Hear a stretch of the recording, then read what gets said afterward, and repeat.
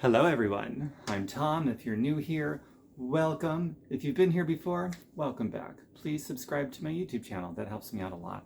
So in a sentence, change the one direction of this one thing called cash flow. In essence, it's just going to give you much more options in life. So let's get started. Here's the one shift you're going to make. I've got a few different color markers to outline it for you. Right off the bat, the first color is going to be black, because this is the first mistake, in my opinion. This is going to be a representation of your cash flow and the direction of your cash flow. So like I said in a sentence, you change the direction of your cash flow. Just that one thing, you can go from poor to rich, from rich to poor, from middle to either direction. It doesn't matter. You just switch the direction of your cash flow. And if you have no cash, no job, no income, well, there's good news for you too, because I personally raised money from absolutely nothing. I never got the memo that you need money to make money. Thank goodness, because I started making money with absolutely nothing. So if you don't have cash flow, there's good news for you as well. So stick around through this whole video. But the first direction of cash flow I want to show you, that's a huge mistake in my book, is going to be the following. I've got the color black because it's so dark. But the first mistake in cash flow direction is going to be as follows. So I stands for income, E stands for expense, L stands for liability, and A stands for asset. So you know. So here's the first example. You got cash flow, maybe coming from your job. Your income is your job, goes into your income, goes through your expense and out your expenses. So it's the direction of income's money, out goes money. You're spending what you're making. These are people that have no assets whatsoever. That's why this line did not go down here into assets or liabilities. So if you have a cash flow direction that looks like this, it means that you're living paycheck to paycheck.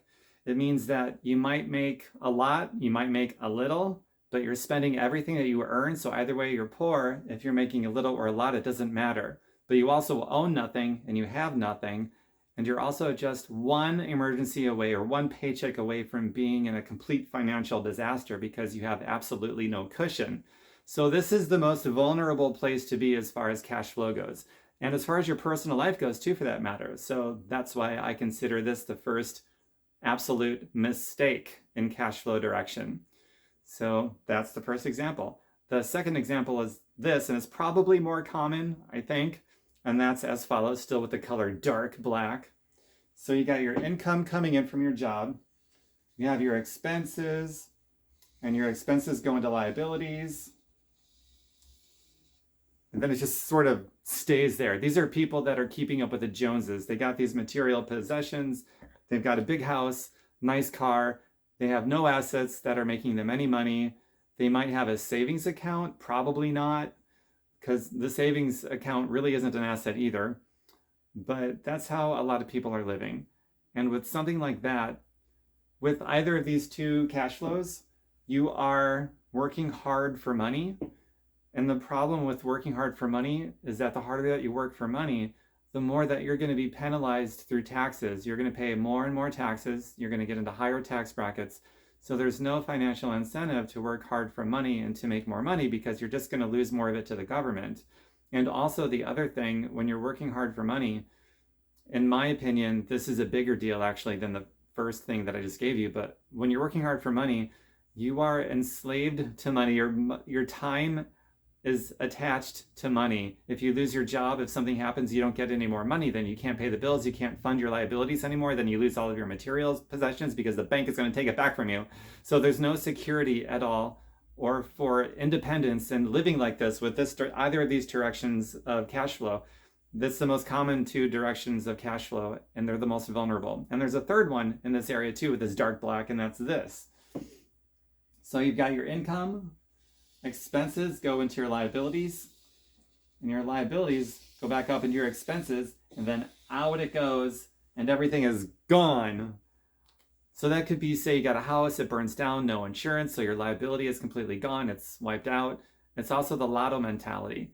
People that spend money on lottery tickets and it's gone, it's just an expense, it's completely gone. $5 a week, it can add up on those lottery tickets or whatever it is that you're spending on. It's all gone, you have nothing to show for. At least with the liability, you got something to show for, even if it's only temporary. But living this way, where the liability goes back out into your expenses, it's the lotto mentality, the poor person financial mentality, and you're still working for money, which means you're enslaved to money. And you know you're enslaved to money when you know that if you stop working, you stop getting paid. Something happens to your job, it's gone, no fault of your own, you stop getting paid. So you're trading your time for money, you're working for money, you're being penalized by taxes for it, and you have no control over it whatsoever because somebody else owns your job and they own your income. So it's a very dangerous place to be. All of these three cash flow directions over here are extremely vulnerable. That's why they're in black. Your risk is sky high. And what does risk mean? Risk means you have no control. So because you don't own your job or your income, you have no control over it. Your employer does. And a lot of times we're seeing things like mergers and acquisitions, where a company buys your company, they decide they no longer need you, and it didn't matter if you did a great job and you got merit increases and this and that. It no longer matters if you loved your job, it's gone. So that's what I mean by there's no freedom over here. There's only vulnerability, and there's only one big fat honking stinking gamble that you're playing with your livelihood and your family's livelihood. So that's why it's no good, in my opinion. And there's a lot of people that's going to argue with me on that. And they'll say, but Tom, I love my job. I'm totally free. I'm independent. If that were true, then you could have the option that you may not want to take because you love your job, but you could have the option of leaving it, or you can have the option of losing it at no fault of your own, and you're going to be fine because you got this other income that's taking care of you. But most people don't have that. I would argue you should love your job, and you should be prideful in your job. You should love your job. You should always do more than you get paid to do because you're more likely to get a pay increase and things like that if you want it.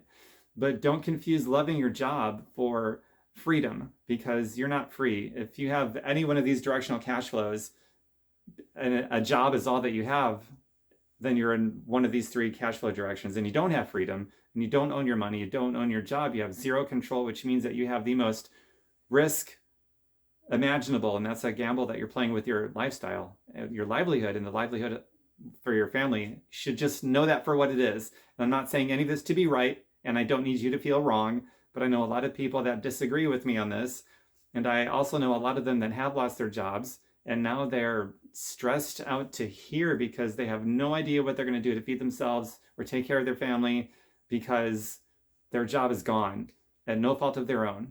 And they might have loved it, but it didn't matter because that job is still gone. So I only know one person, I was trying to think of this, one person who loves their job and has their freedom. Everyone else either loves their job or they have freedom, but they don't have both. But one person I know does, just one. And that's only because he built up this leveraged form of income on the side, changed his cash flow direction, and now that income is so big, this income that he owns, that he no longer needs to have a job. It's all optional.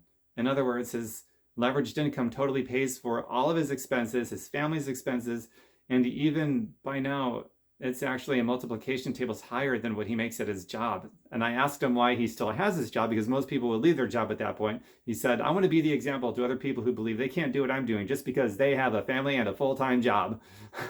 Bam! I mean, how cool is that? I'm not even willing to do that. I feel like I've got an enormous charity of heart, but so, I mean, that's pretty awesome. So I'm glad he is doing that so that I can at least tell his story to inspire some of you. So moving right on, here's the shift that you eventually want to start making. I'm going to do this one in blue because it's starting to get a little bit happier. So yeah, your income, expenses, assets, and liability. So we're going to start with your income because you still have a job. You're making the shift.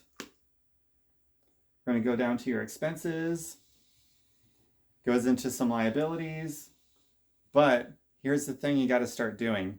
You've got to start to divert some of your cash flow, immediately diverting at least a portion of your cash flow immediately into some assets, so that it's not all being spent, all going to liabilities. Some of it has to start going into your asset column, but it can't just be, any asset. And my definition of an asset, which comes from Robert Kiyosaki actually, an asset is something that puts money into your pocket. A liability is something that takes money out of your pocket. So we've got the asset, it's putting money into your pocket. That's what makes it an asset. It starts to fund your income. So you're not only making money from a job, But now you got this asset that you're starting to invest in. It's producing leveraged cash.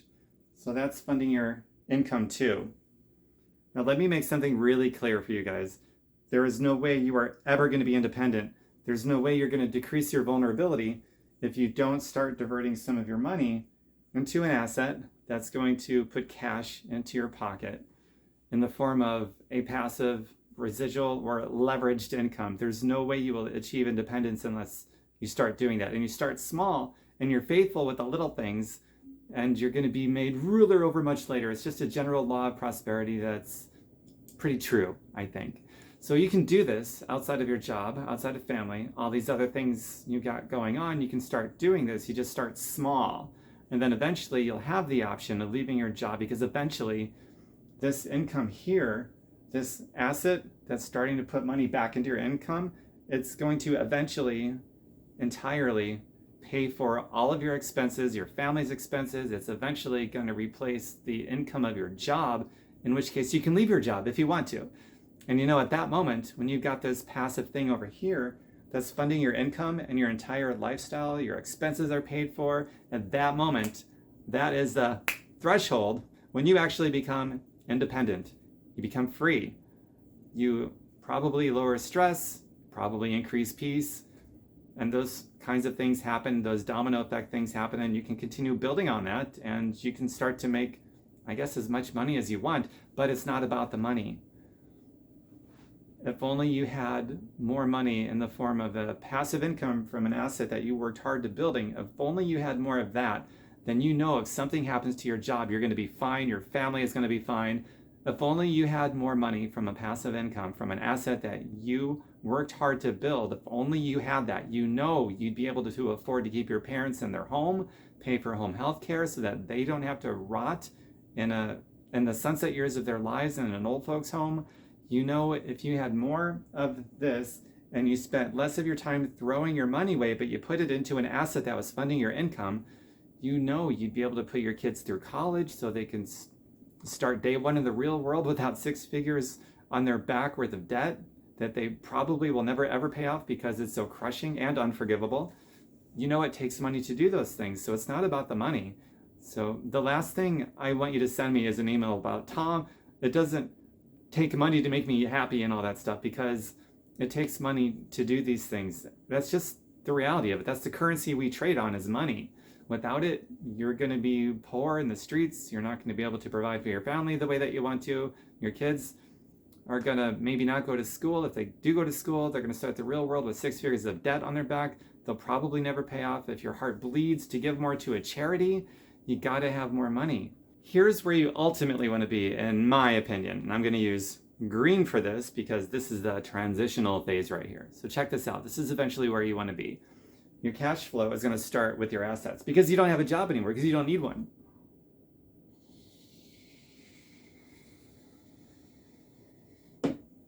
And that's simply going to fund your income. It's a pretty cool thing. So I want all you givers out there who are primarily motivated by giving back to others, I want you to understand something, because this here freaks you out, most of you. You're more likely to do something like these first examples, where you're giving everything that you're making. If you don't pay yourself first and learn to be a great investor in assets that will pay you passively, very handsomely passively over time, then you will never ever reach your full potential, or not even close to your full potential of how much you could have given back and helped your causes otherwise. So if you get to this point here, or even this point here, as you transition until you get to ultimately this point, you are going to have exponentially much more to give back, because you're going to have exponentially much more than if you keep spending everything that you make and just giving. So if your primary motivator is to give back more, you're going to have more to give back if you make it over here. And guess what? Because this is a passive income, an asset that you built and you own after you pass on, this is still going to continue to pay out. It doesn't stop. It's not like with a job where you got this high paying job, when you pass on, it's over. You can't leave that behind for anybody. Kids, family, charity, it's over. This you own. You leave it behind to your family, kids, your favorite charity, the cause. It can be millions, it can be billions, I guess. I don't know. But it can be there for generations to come, long after your passing. So if you really truly want to give back as much as you can, you cannot stay here in either of these three directions. You have to move over here. You have to stop spending what you're making, even if it's in the form of giving back. You cannot do that. You can follow the general rule of 10% off the gross top as you're moving along, but don't do any more than 10%, at least not until you're over here, because once you're over here, I'm telling you, that's the key. That's the whole key, the whole ticket in all of this, to be able to give back more or keep it to yourself if you're selfish. I don't know, whatever you want to do. This is just how you're going to have more options.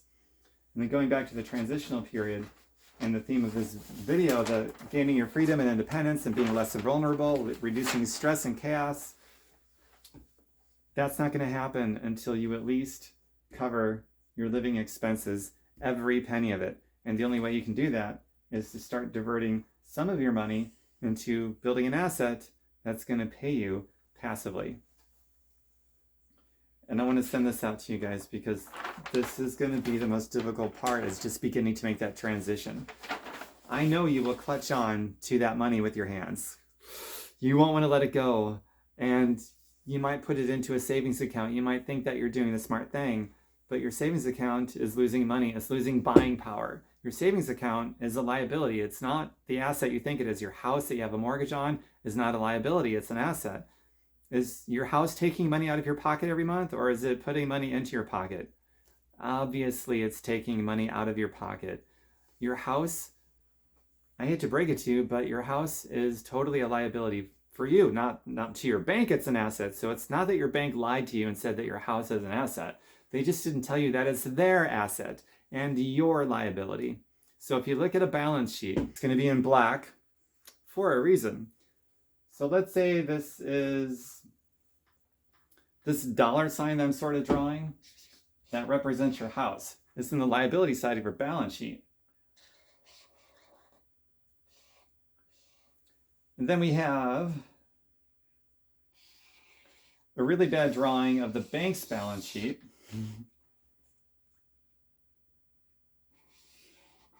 So this is your balance sheet. This is the bank's balance sheet. So the bank has their own,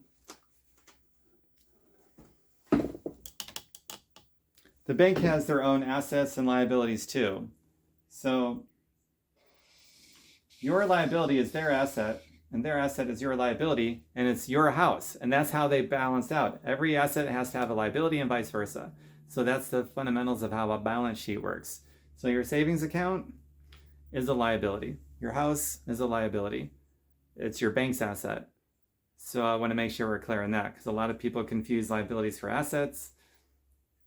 A lot of people do. So if you start funding, if you start putting more money in your house and in your savings account, thinking that those are assets that are going to put money in your pocket, then you're totally going down the wrong path, and this will not work, and you'll never get ahead.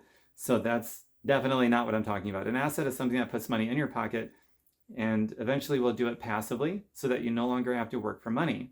So when you work for money, you can't stop working. A lot of my self-employed friends, of course, I love them, and it's awesome they have the entrepreneurial spirit, but they're also working for money because they can't ever leave their work, because if they do, they don't get paid. So, that's a big problem. And if they leave it to somebody else, it might not be the same, and that can cost them a lot of money.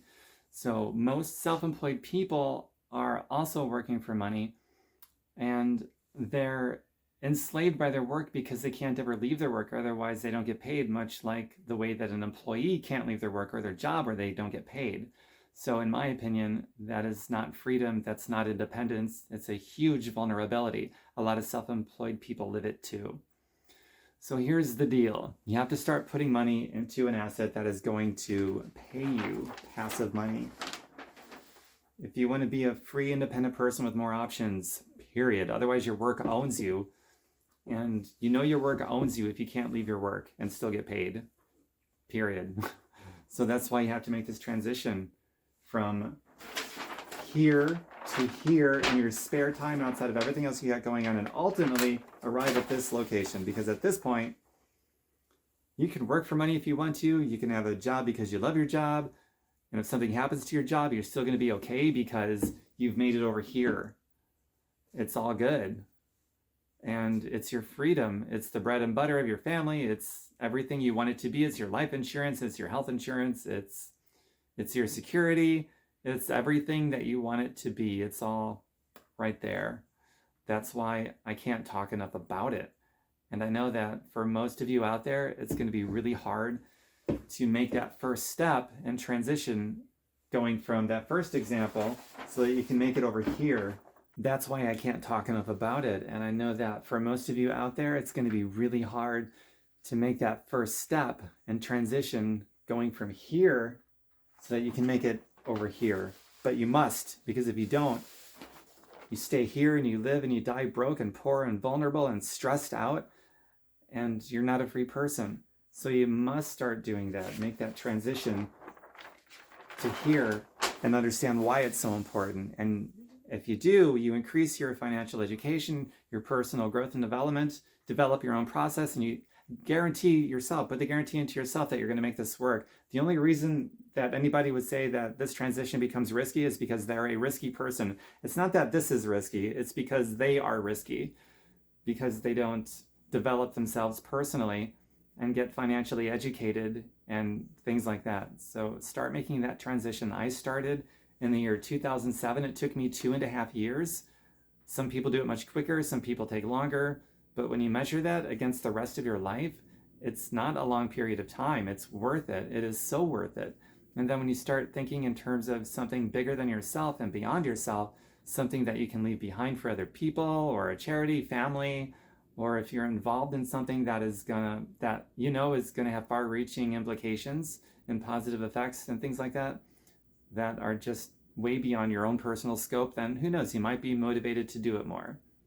I know I'm sufficiently motivated. I like to think that someday what I'm doing is going to affect millions of people, and that kind of motivates me. It lights me up. It's because it's not all about me. It takes it off of me. It becomes more about other people too, that maybe I'm directly and indirectly helping out in some positive manner. And I think that's a good thing. My belief in general is that the best way to achieve your dreams is by helping enough other people achieve their dreams that you actually begin achieving yours. And that's a big part of this model here. Transitioning from the first examples to this over here, huge difference. So instead of working for money, when you start to make the transition, this should motivate you to start doing it. But as soon as you start making those first steps, you transitioning to over here where you're taking at least a portion of your income and you're putting it into an asset that's going to produce cash flow that funds your income passively. Once you start doing that, you are no longer only working for money. You are starting to transition into a free and independent individual who is less vulnerable, and replacing some of that stress, maybe some of that chaos, with some more peace, because you're no longer working for money. If you're working for money, you'll never ever get out of the rat race. You'll never be free. You'll never get debtors off your back and all these other problems. It's, in my opinion, it's horrible to live that way. So you have to start making that transition. So instead of working for money, what are you working for? You're working to build an asset that's going to eventually pay you passively, whether you work or you don't work. That's your freedom. That's your means to afford your expenses, to nourish yourself, your family, your livelihood, your lifestyle, however big or small you want it to be, however modest, or it doesn't matter, however much you want to get back, it doesn't matter. It's all about the freedom and what you want to do with your life and how you want to give back and help other people and how you want to help your family. That's what all of this is about. If you're down here and you stay here, then you don't really have any options except to make the transition to here and then eventually to here. If you want to talk more about that with me, I love. One of my biggest passions is to help people transition over here, because I know that's where your freedoms are. And that's also where your dreams are. And I want to connect you to reality, because I alluded to this earlier, but a lot of people will argue this whole concept. And I've seen a lot of those same people argue this concept that they lose their job at no fault of their own. And now suddenly they're so stressed out. They don't know what to do. I mean, they're looking at possibly losing everything that they have or that they think they have. Some of them have kids. a lot of them have kids and they're not sure what they're going to do to support their kids anymore. I know some adults that don't even eat anymore practically because it's either the kids eat or they eat. So how sad is that? I don't think there's a need for that. There's none. But if you're already there, there's no need to stay there. You can make this transition. If you have no money and no income, like when I first got started, that's where I was, so I can empathize. But I don't think it's a reason to stay there. It's no reason to start thinking and using money differently, even if you don't have any right now. I got started with no money and no income. There's infinite ways to raise money from nothing. Whoever sold you the lie that it takes money to make money, don't listen to it. Thankfully, when I got that memo, I shredded it up. I just didn't pay attention to it. And there's other people who have too, who started with absolutely nothing. And there's some people who started with less than nothing, say maybe $1 million of debt. Imagine that. And they go on to make lots of money. And it's not about the money. I told you earlier what the money means. It means maybe your education, your peace. Maybe you got parents you want to keep at home and not spend the sunset years of their lives in an old folks' home. It means the freedom to not have to work for money any longer, because it's not about money. It's about being free and independent, living your dreams, and maybe helping others live theirs too. So get a hold of me if you have questions, if you want to talk about this, and maybe I can help. If I can help, I'll help. If you need some advice on what to do, I'll give it my best shot.